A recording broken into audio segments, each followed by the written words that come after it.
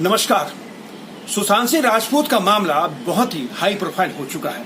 Media का trial हो रहा है। अब हर इंसान, हर शख्स ये जानना चाहता है कि आखिर सुशांत सिंह राजपूत के मामले में क्या हो रहा है। लोग पल पल की खबर देखना चाहते हैं। रिया चक्रवर्ती के साथ किस तरह से पूछताछ हो रही है, उसके पिता के साथ किस तरह पूछताछ हो रही है, तमाम चीजें रोजाना यानी सुबह से लेकर शाम तक टीवी में दिखाया जा रहा है। उसी पर महाराष्ट्र पुलिस के एक डीजीपी हैं PS पसरीचा, जो काफी सीनियर है, जो रिटायर हो चुके हैं। उनके समेत करीब 8 सीनियर अधिकारियों ने इस पर चिंता जताई है और मुंबई हाईकोर्ट में एक याचिका डाली कि मीडिया ट्रायल सुशांत सिंह राजपूत का बंद किया जाना चाहिए। इसी विषय पर आज हमारे साथ बातचीत करने के लिए मौजूद है सुप्रीम कोर्ट की एडवोकेट हैं अनसुईया चौधरी। आइए इनसे बातचीत करते हैं और जानने की कोशिश करते हैं कि जिस तरीके से महाराष्ट्र पुलिस के पूर्व डीजीपी इस पूरे मामले का मीडिया ट्रायल को बंद करवाने को लेकर जो हाईकोर्ट पहुंचे हैं, इस मामले में इनका क्या कहना है। मैम, सुशांत सिंह राजपूत का मामला हाई प्रोफाइल बहुत हो चुका है। देखा आपने, ये 14 जून को या 15 जून को घटना हुई थी, उसका लगातार मीडिया में आ रहा है कि ये हुआ, फलाना हुआ, ढिमकाना, लेकिन अभी तक ये नहीं पता चलता है कि उसकी हत्या हुई है, उसने आत्महत्या की। खैर चलिए, तो जांच का विषय चल रहा है, लेकिन इसका जो मीडिया ट्रायल हो रहा है उसको लेकर अब चिंता जताई जा रही है। महाराष्ट्र पुलिस करीब 8 पुलिस अधिकारियों ने मुंबई हाईकोर्ट में याचिका डाली। क्या कहेंगे, आप सहमत उनकी याचिका से?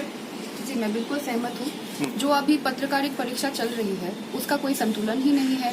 पत्रकार आज ये बोलेंगे कि इन्होंने हत्या कर लिया, तो कल बोलेंगे इन्होंने सुसाइड कर लिया, तो बोलेंगे कल मर्डर है।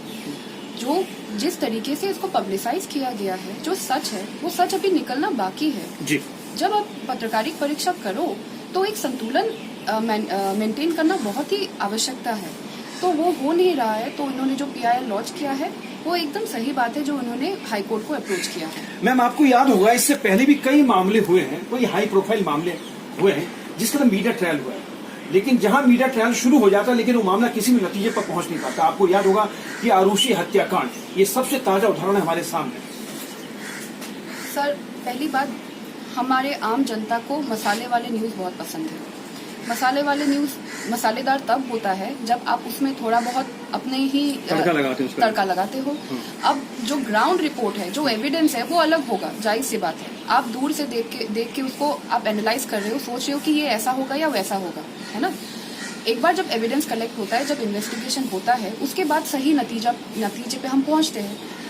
जो मीडिया अपना खुद का परीक्षा करता है, जो निर्णय में आते हैं, वो उनका खुद का एनालिसिस है। वो उनके पास कोई एविडेंस नहीं होता, या जो आपका बोलते हैं हियर से एविडेंस, जो उन्होंने सुना, कयास लगाते हैं जी, उस बेसिस पे ही अगर आप देखो तो जाहिर सी बात है कि मीडिया ट्रायल के बाद जो इतने बड़े बड़े मामले हैं, इंक्लूडिंग आरुषि हत्याकांड, उसमें कुछ हुआ नहीं। कैसे होगा जब एविडेंस ही अलग है, इन्वेस्टिगेशन ही अलग है, आपके पास मटेरियल ही अलग है, जाहिर सी बात है आप किसी भी नतीजे पे नहीं पहुंचोगे। मैम, हम किसी का पक्ष नहीं लेते, लेकिन जिस तरीके से मीडिया ने पूरी तरीके से रिया चक्रवर्ती को खलनायिका के तौर पर पेश कर दिया, क्या कहेंगे कि सही है कि आप जजमेंट दे सकता है मीडिया, या उसको हम किसी ऐसे मौके पर किसी भी इंसान को जो आरोपी नहीं हो, ठीक है आरोप है, जांच होगी, लेकिन हम किसी को इस मतलब दरवाजे पर लाके खड़ा कर देंगे कि आप आरोपी हैं, आप जो है, ये गलत है। इसमें मैं ना रिया की सपोर्ट कर रही हूँ ना किसी और की, पर वो एक व्यक्ति है, इंडिविजुअल है, उनका एक निजता अधिकार है।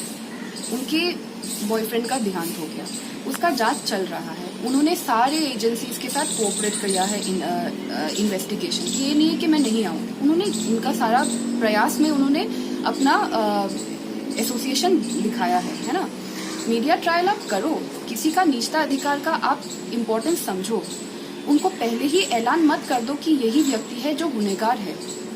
आज अगर CBI एक अपना रिपोर्ट सबमिट करती है और बोलती है कि रिया गुनहगार नहीं है, जनता का जो उनके प्रति इम्प्रेशन है वो आप कैसे चेंज करोगे? क्या आप चेंज कर सकते हो? क्या कोई और चेंज कर सकता है? नहीं कर सकता है। तो पत्रकारिक परीक्षा तब तक करो जब तक आपका संतुलन मेंटेन हो रहा है। उससे बियॉन्ड चले जाओगे तो आपका जो इन्वेस्टिगेशन है उस पर भी हैम्पर होता है। और इसीलिए जो अभी 8 पुलिस अधिकारियों ने उच्च न्यायालय के सामने जो PIL लॉन्च किया है, उनका यही बोलना है कि आप मीडिया ट्रायल करो, लेकिन एक संतुलन मेंटेन करके करो। याद रखिएगा सर कि पत्रकारिता जो है हमारे लोकतंत्र का चौथा स्तंभ है, तो संतुलन मेंटेन करना बहुत ही ज्यादा अनिवार्य है। मैम, आपसे जानना चाहेंगे कि मीडिया ट्रायल अगर किसी केस का होता है, एक सबका निजता का अधिकार है, लोकतंत्र में सबको अपना एक अधिकार मिला हुआ है, बोलने का, हंसने का, खाने का, सबका। जो हम अगर किसी को इस कदर मजबूर कर देते हैं कि वो उसको गुनहगार साबित कर दिया मीडिया के अंदर, पब्लिक पूरी, क्योंकि आपकी चैनल में कोई खबर चलती है पूरा दुनिया देखती है, तो क्या कानून क्या कहता है? अगर हम किसी को ऐसे बदनाम करते हैं, किसी पे ऐसे आरोप ठोकते हैं, अगर वो मतलब कि बेगुनाह साबित होकर निकलता है, तो ऐसे कानून क्या कहता है? कानून अभी जो है फिलहाल मैं इस PIL के ऊपर बोलूंगी। कल जो हाईकोर्ट ने नोटिस ऑर्डर जो इशू की है, हाईकोर्ट ने बोला है अपना मीडिया ट्रायल करो, अपना पत्रकारिक परीक्षा करो, पर एक संतुलन मेंटेन करो, ना कि मुंबई पुलिस, ना कि कोई इंडिविजुअल की मान सम्मान प्रतिष्ठा में कोई इफेक्ट होना चाहिए। कीजिए, आपके पास भी वो लिबर्टी है, वो फ्रीडम है, आप मीडिया वाले हो, आपके पास वो लोकतंत्र का चौथा स्तंभ होने का ऑलरेडी नाम दिया गया है,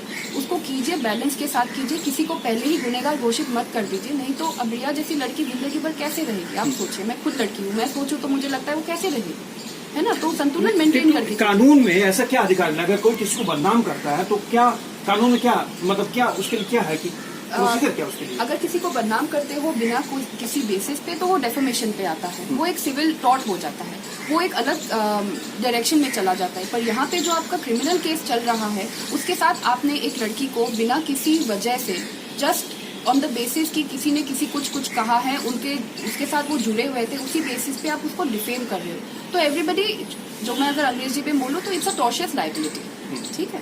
तो कानून ये आपका पड़ जाएगा टॉर्ट पे, डेफेमेशन के अंदर पड़ जाएगा। चलिए, आपका बहुत बहुत धन्यवाद।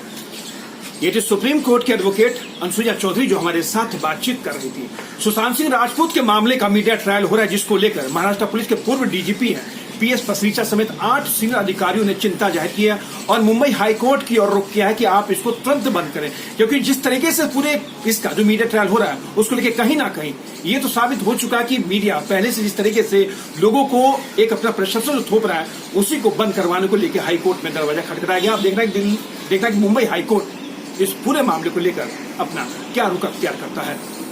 क्या पर्सन राहुल के साथ सुरेश झा, न्यूज़ नेट, दिल्ली।